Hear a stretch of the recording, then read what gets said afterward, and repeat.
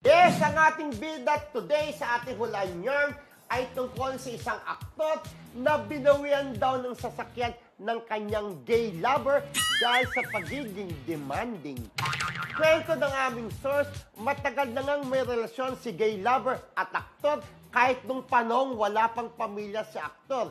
Pero dahil sa sobrang pagka-in-love ni gay lover, kahit pa nag-asawa si aktor, ay pinagpatuloy nito ang kanilang relasyon at kahit anong hingin na material nito ay binibigay ni gay lover.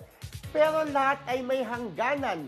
Nang humingi raw ng sasakyan si aktor, ay binigyan naman daw ni gay lover.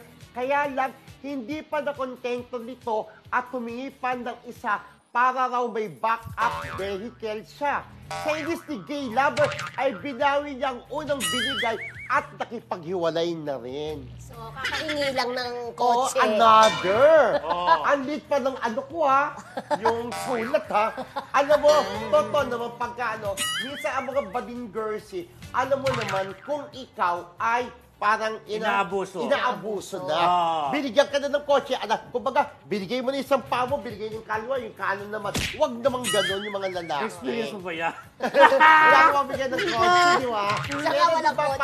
parang nakakaano rin naman. Huwag samantalahin, di ba? Pero, mahal yung gay lover itong si actor na may asawa. Kasi matagal kotse din yung sila, binigay eh. Oo. Pero nung pa nababalita ito talaga, at hindi lang yan, may balita pa rin itong si gay lover. Meron din dating hang actor May din bago na. naging jowa niya rin. Di ba? Pero itong actor na to, mahusay ha. Oo. Mahusay lang, naging best actor na rin to. Pero may pamilya na nga. Ay, ganon. Pero alam mo, parang may connect din yan sa isang naalala ko ha. Merong isang jowa niya yung lalaki. Tapos, isang gay personality to ha. Okay. Binawi niya yung kotse dahil, tapos pinalagpas na carnapper. So, pinakulong yung Ay, mas matindi yun, ha? Oo, nakulong yung lalaki. Yun. Kasi nga, na carnapper. Pero ang totoo nun, parang nirigalo, parang gano'n. Oh, tingnan mo. Nag-away sila, naghiwalay. Kaya dapat, pag binibigyan kayo ng nasa kotse, pangalan mo na. nasa pangalan mo na, Oo. parang di ba? Walang habol. Walang Walang habol. habol. Sa bandang huli, baka kasuhan ka pa pag So, magkaaway na kayo. nakulong. Blind item another. Nakulong. Oo.